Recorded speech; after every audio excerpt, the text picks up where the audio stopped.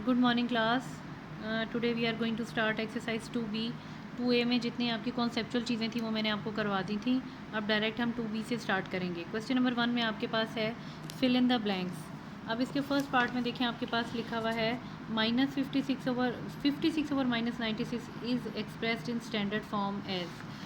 यानी इसको standard form में किस तरह से हम लिखेंगे, इसको हम यहाँ डिवाइड करेंगे। 2 पे डिवाइड करते जाएं, जो इसकी मोस्ट डिविजिबल फॉर्म होगी उसे हम स्टैंडर्ड फॉर्म कहते हैं, जिसके बाद आगे क्वेश्चन सॉल्व नहीं होता।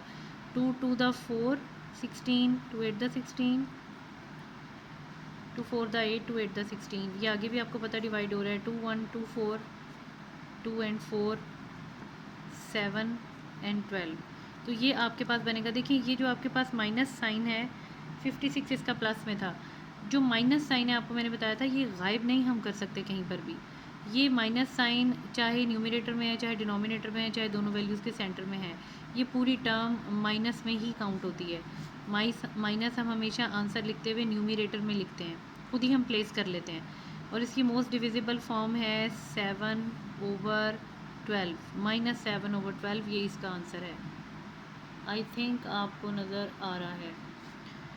चलें, अब सेकंड पार्ट में आपसे पूछा है which of the fraction is greater. आपने ये बताना है 3/4 इज़ ग्रेटर और 11/4, 11/15।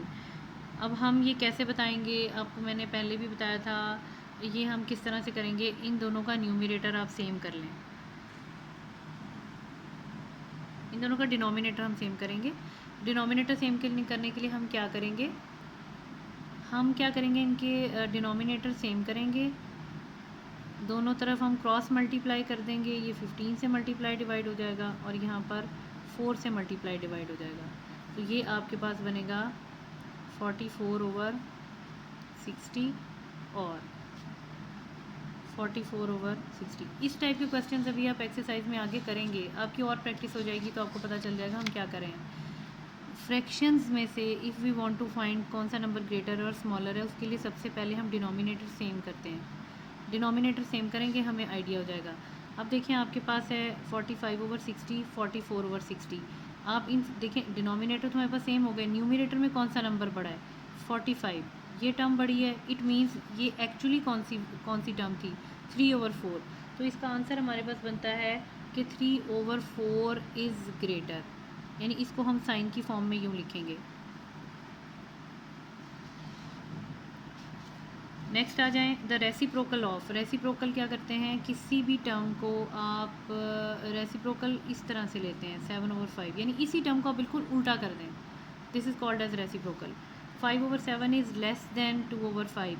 हमने प्रूव ये करना है कि ये लेस है कि ये लेस है। ये एग्जैक्ट इसी तरह से क्वेश्चन होगा जैसे मैंने आपको सेकेंड पार्ट में करवाया है।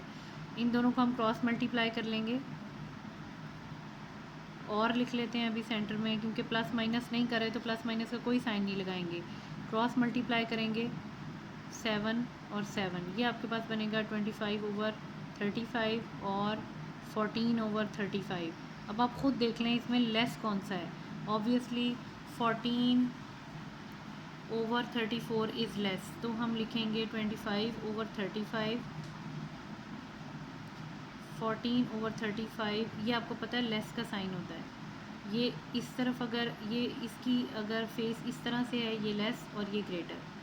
14/35 इज़ लेस दैन 25/35। अब स्टैंडर्ड फॉर्म में आ जाएं। अब अगेन ये क्वेश्चन आपके पास वही है जो भी हमने फर्स्ट पार्ट में किया है कि 56/-96 इसको स्टैंडर्ड फॉर्म में लिखें। इसको स्टैंडर्ड फॉर्म में कैसे करेंगे, देखिए ये तो डिवाइड भी नहीं हो रहा है 9/8, सिर्फ ये माइनस कैंसिल हो रहा है। इससे ज़्यादा ये मोस्ट सिंप्लीफाइड फॉर्म में नहीं आएगा। 9/8 इज़ मोस्ट सिंप्लीफाइड फॉर्म और स्टैंडर्ड फॉर्म, ये इसका आंसर है। और ये आपके फिल इन द ब्लैंक्स हैं, लेकिन जब आप फिल इन द ब्लैंक्स आप एग्ज़ाम में करेंगे आपको इतनी कैलकुलेशंस करने की ज़रूरत नहीं है। ये कैलकुलेशंस मैंने आपको सिर्फ एक्सप्लेन करने के लिए की है। अदरवाइज़ आपको पता है कि आप डायरेक्ट वहाँ पर सिर्फ आंसर लिखते हैं। रफ़ शीट आपको मिलेगी, अगर आप करना चाहेंगे तो रफ़ पेपर पे आप करेंगे, अदरवाइज़ आप टू द पॉइंट आंसर लिखेंगे। अब आते हैं क्वेश्चन नंबर 2 की तरफ। क्वेश्चन 2 आपके पास है जैसे आपको मैंने फिल इन द ब्लैंक्स में करवाया था कि हमने स्टैंडर्ड फॉर्म में हम किस तरह से क्वेश्चन को लिखेंगे। देखिए इसकी स्टैंडर्ड फॉर्म आपके पास क्या बन रही है, जस्ट आप 2 से ये डिवाइड हो रहा है, 2 and 3। 2/3 is it's standard form, और इससे ज़्यादा हम सॉल्व करेंगे भी नहीं, इससे ज़्यादा सॉल्व होता भी नहीं है। नेक्स्ट आपके पास है, देखिए 4/9 आपको पता है कि डिवाइड भी नहीं हो रहा, तो अब इसकी स्टैंडर्ड फॉर्म क्या बनेगी? मैंने आपको बताया था माइनस साइन कभी भी हम डिनोमिनेटर में नहीं लिखते, जब आंसर लिखते हैं इसको हमें न्यूमरेटर में लाना पड़ता है, तो ये हम खुद से ला सकते हैं, क्योंकि मैंने आपको ये भी बताया था लास्ट एक्सरसाइज में, अगर माइनस साइन किसी भी फ्रैक्शन के न्यूमरेटर में लिखा है या डिनोमिनेटर में साइन है या सेंटर में है, इट मीन्स ये तीनों वैल्यूज़ नेगेटिव काउंट होंगी।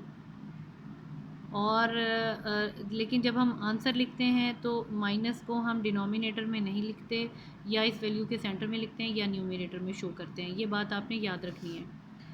नेक्स्ट आ जाएं, ये माइनस कैंसिल हो गया, इसकी स्टैंडर्ड फॉर्म सिर्फ इतनी ही है 11/13।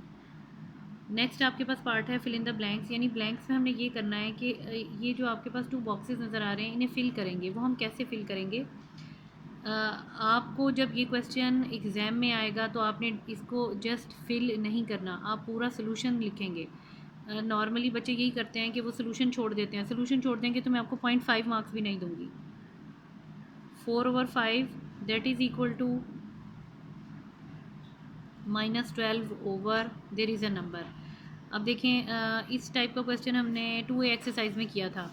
4 को किस से मल्टीप्लाई करेंगे हम कि 12 आ जाए, -12 आ जाए, इट विल बिकम 4×3 = 12, यहाँ माइनस साइन से हम मल्टीप्लाई करेंगे। अगर न्यूमरेटर में -3 से मल्टीप्लाई किया है तो डिवाइड भी -3 से ही करेंगे। ये क्या बन गया? 4×3 = 12, -12, नीचे क्या बनेगा? -15। इट मीन्स आपके पास ये नंबर कौन सा था? -15, ये आंसर है। नेक्स्ट में आप आ जाते हैं, इसी तरह से 4/5, हमेशा ये क्वेश्चन जो आपके पास कंप्लीट फ्रैक्शन है आप वहाँ से स्टार्ट करेंगे, कंप्लीट से इनकम्प्लीट की तरफ लेकर आएंगे। 4/5 न्यूमरेटर में 20 है, तो 20 कहाँ से आया होगा? आप इसको 5 से मल्टीप्लाई करें, यहाँ भी 5 से मल्टीप्लाई कर दें। 4×5 = 20, 5×5 = 25, इट मीन्स यहाँ पर आपके पास था 25। ठीक है, समझ आ गई आपको? और आपने मैं फिर आपको कह रही हूँ, अगर आप सोल्यूशन नहीं लिखेंगे, डायरेक्ट आंसर लिखेंगे तो फिर मैं आपको नंबर नहीं दूँगी, इसलिए आपने ध्यान रखना है कि सोल्यूशन मस्ट होना चाहिए। क्वेश्चन 2 सेकंड पार्ट की तरफ आते हैं। जैसे मैंने आपको पार्ट 1 में बताया था, हमेशा हम कंप्लीट फ्रैक्शन से स्टार्ट करते हैं। -5/7, ये है -15 over there should be some number. 5 को जस्ट 3 से मल्टीप्लाई करेंगे, 5×3 = 15, माइनस एज इट इज़ आ गया, इसका मतलब 3 से ही हमने डिनोमिनेटर को मल्टीप्लाई करना है। 7×3 = 21, तो ये जो आपके पास फ्रैक्शन था यहाँ आएगी, आएगा 21।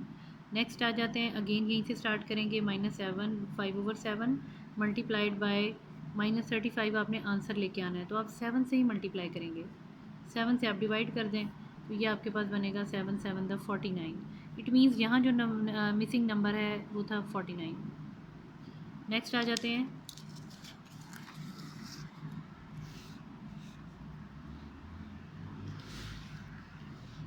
देखिए यहाँ हम क्या करेंगे, हमारे पास जो कंप्लीट फ्रैक्शन है वो हमारे पास सेंटर में है, तो हम यहाँ से शुरू कर लेंगे, इसमें कोई इशू नहीं है।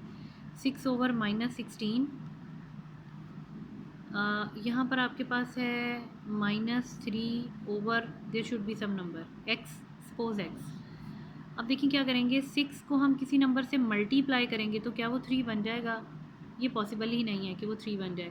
इट मीन्स हम इसको किसी नंबर से डिवाइड कर देते हैं, फिर अगर मल्टीप्लाई से काम नहीं बन रहा तो डिवाइड कर दें, तो यहाँ पर वो नंबर हम 2 रख लेते हैं। 2 को इससे डिवाइड, लेकिन 2 से डिवाइड करेंगे तो 6 को 2 से डिवाइड करेंगे 3 आएगा, लेकिन यहाँ तो -3 है, इट मीन्स इसको -2 से मल्टीप्लाई करेंगे, डिवाइड करेंगे। -2 से न्यूमरेटर को अगर डिवाइड करेंगे तो डिनोमिनेटर को भी -2 से ही डिवाइड करेंगे, ये बनेगा -+8, 2×8 = 16 होता है। ठीक है, इट मीन्स यहाँ जो आपके पास आंसर था -3/8 आएगा।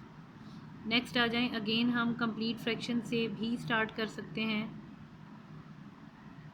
एक और वे आपको समझाती हूँ, अगर यहाँ से हम देखें, अब हमने सिर्फ डिनोमिनेटर पे काम करना है, ये आपके लिए थोड़ा सा मुश्किल हो जाएगा, अभी आप थोड़ी प्रैक्टिस करेंगे तो आपको अंदाज़ा होगा मैं ऐसे क्यों करवा रही हूँ। देखिए ये भी तो फ्रैक्शन कंप्लीट हो गया है, हमने कंप्लीट फ्रैक्शन से इनकम्प्लीट पे आना होता है, ये थोड़ा सा आपके लिए मुश्किल हो जाएगा समझना, ये भी तो कंप्लीट हो गया है, तो वाई नॉट हम यहाँ से स्टार्ट ले लेते हैं और आपने लेकर के आना है, डिनोमिनेटर में आपके पास 24 होना चाहिए, तो 3 से हम मल्टीप्लाई कर लेते हैं, डिनोमिनेटर को 3 से ही हम न्यूमरेटर में मल्टीप्लाई कर लेते हैं, -9 ईजीली हो गया सॉल्व। इट मीन्स यहाँ पर नंबर आएगा -9। ये आपके पास सॉल्व हो गया। अब हम आगे चलते हैं। क्वेश्चन नंबर, इसके 3 पार्ट्स ही थे जो मैंने आपको तीनों करवा दिए हैं, और आपने याद रखना है ये जितनी भी एक्सरसाइज है इनके आप हर क्वेश्चन में जस्ट फर्स्ट 3 पार्ट्स ही सॉल्व करेंगे। 6, 7 आपका कंप्लीट क्वेश्चन है, 8 भी हम कंप्लीट करेंगे, छोटे छोटे से क्वेश्चन हैं। और अब क्वेश्चन नंबर 4 की तरफ आते हैं। 4, 5 सेम है। चलिए वो हम नेक्स्ट लेक्चर में कंटिन्यू करते हैं।